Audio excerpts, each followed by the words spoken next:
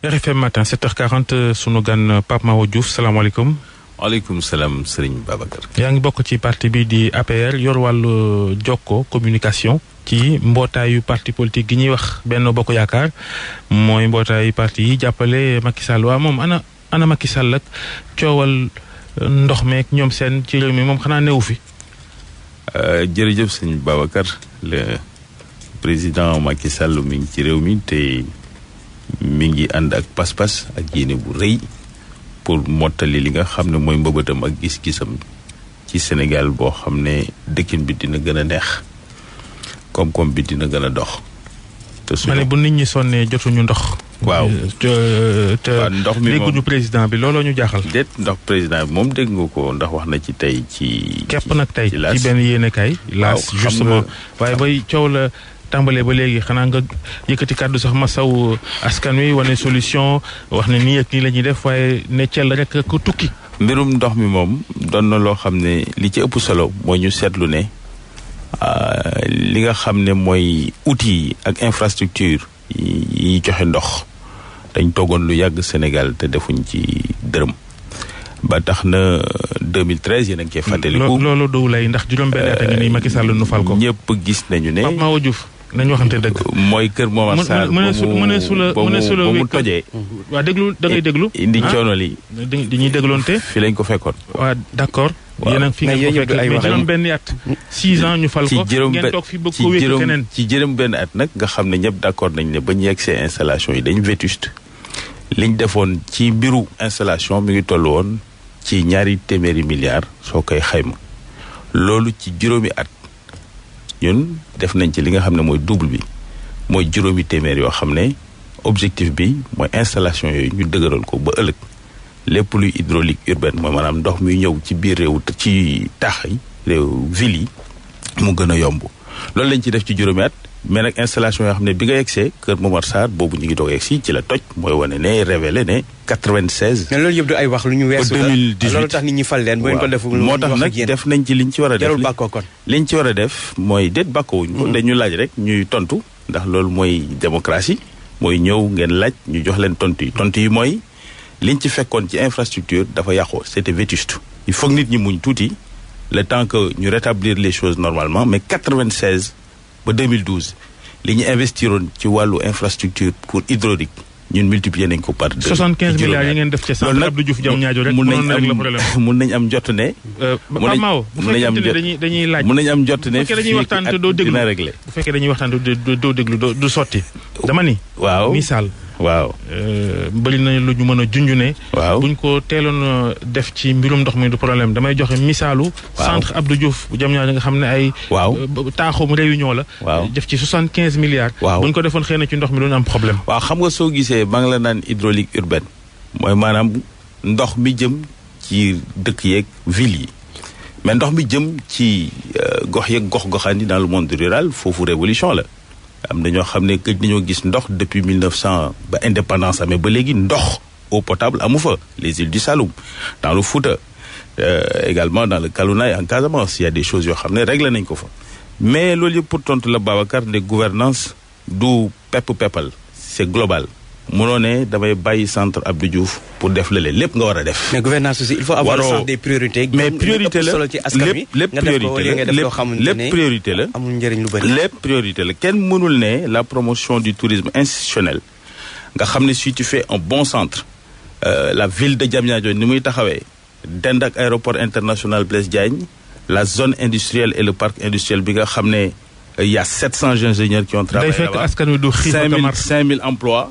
ndax ku am emploi am xaalis am loo def sa gafaka doo xiif doo mar le parc de Solida nga xam ne les gens sont en train de s'installer là-bas loolu mënoo ko jël ne ko du ma ko def parce que ndox loolu du responsabilité gouvernement responsabilité am c'est le tout Babacar mooy nga xool ne ndox mi lan laa ci mën a def xool li jàmp nga def mënoo def lu ëpp multiplier investissement bi nga xam ne moom lañ def ci quasiment 96 ba 2012 plus de 20 ans en 5 ans nga def le double en investissement kon wàññi nag ci benn lay tàmbalee métti na mais li ko waral xam nañ ko te wax nañ ko en toute transparence multiplier par 2 l'investissement bi nga xam ne moom lañ def ci infrastructure yi nga xam ne dafa vétuste en 5 ans li ñu def de 96 à 2012 nga def ko ci juróomi at munoo am yéene bu ëpp boobu ci jubbanti situation bi te mi ngi ci yoon de semaine en semaine de mois en mois ndox mi dina gën a yegg si ni ko premier ministre waxee démb. lu jëm ci wàllum élection présidentielle 2019 li ci des léegi ay weer la kenn ci sénégalais yi bokk ci Benno Bokk Yaakaar waa parti socialiste ñoom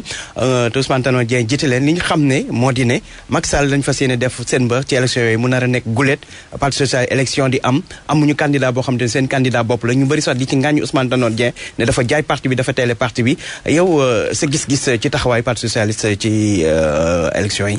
taxawaay bu rafet la boo xam ne it bettuñu ci leader yi nga xam ne ñoo composé Benno Bokk Yaakaar ndax li fi gulet du lool rek li fi gulet njëkk na ci li nga xam ne suñuy natt koom-koomu Sénégal ci juróomi at dañ ko multiplier par 4 de 1,7 à 7,2%. ak lu ñu ci mun ci xalaat ci croissance mais amuñ beneen façon bu ñu mën a nattee croissance ak santé économie aujourd'hui bu dul taux de croissance du PIB.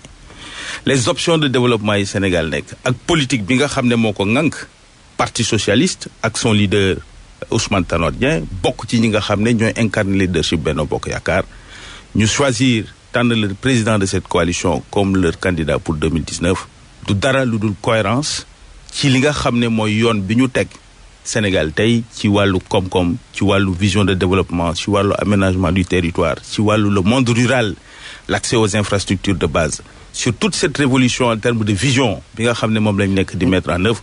mais est-ce que ànd ak Macky Sall war na mën a tax mu tay le parti bi mu jaay parti parce que à part loyauté am Macky Sall est-ce que jaax na ko xam nga fii taxawaay mel ni parti socialiste mu du am candidat. xam nga fii li fi am solo mooy réew mi il faut que ñu soppi ni ñuy gisee engagement politique c'est d'abord pour dëkk bi pour réew mi et pour un projet de société ak li nga xam ne mooy projet social bi ñu mën a am ci Sénégal.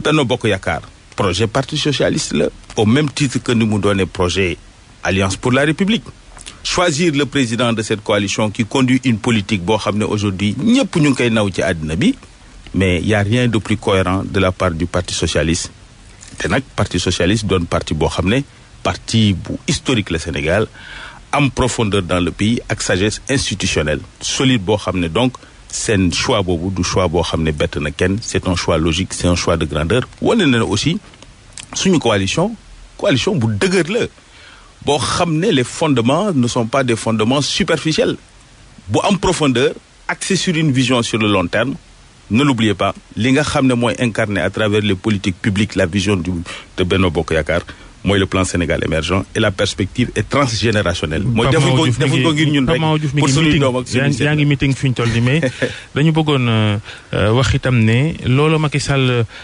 di neexale waa PS bañ koy jàppale neexal Modou Diagne Fada mu ñëw am na ñu mu neexul ci biir parti bi nga xam ne mu ngeen bokk di APR ci xabaar yi yoo xam ne yu wér la yu ñu taataan ne Macky Sall allié mi la gën a fonk que ñi nga xam ni ñoo ko yàgg jàppale ànd ak moom sosandoo parti bi est-ce que tam xëcc PS ak ñeneen ba noppi sàgganee ñi nga xam ni ñoo yàgg a jëflanteeg yéen tey doon militant ca njëlbeen loolu itam doxalin wu gën la waaw xam nga ànd moom noo def mu jafe ci biir kër gi sax léeg-léeg mu xaw a tàng rawatina ñi nga xam ne ñaari soxla lañ am ci kër gi day gën a tàng waaye njaboot bu gën a yaatu coow la gën a bëri te macha allah mel na ni politique publique yi nga xam ne moom la ñuy doxal ñu bëri ñu ngi ciy gis seen bopp lenn nag jaaxal na ma ñun am na ñu ñëw dab si ñu am ñu jógee ci ñun dem su amee ñu jógee si ñun dem kenn du ko jàppe loo xam ne lu safaanoo la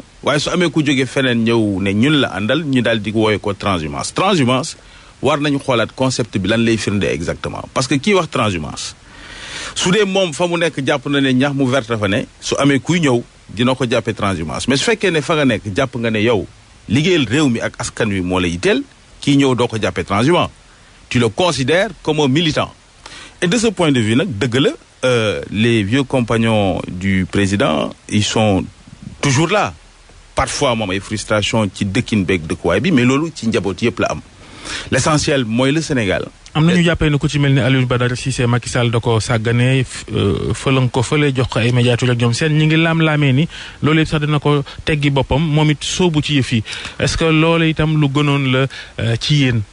waaw man li ma jàpp mooy le président de la République ak ses vieux compagnons y compris Alioune Badara Cissé am nañ ànd bu rafet démb ba tey je crois que li gën ci ñun mooy ñu yeggali ànd bi mais on leur fait confiance nous savons que président du bàyyi kenn ci yoon bi c'est c'est un homme d'une grande générosité qui n'abandonne jamais ses amis moom day toujours day ànd ak ñoom bàyyi leen loxo bàyyi leen xalaat ñu ngi woo ñëpp daal ñu am un peu plus de sérénité ànd ak dal te xam nañ njaboot gu yaatu coow li gën a bëri ndax kër gi dina gën a xat. te ne loolu day firndeel ne. waaye nañ yeggali rek ci li nga xam ne mooy priorité ñëpp mooy fexe ba Sénégal.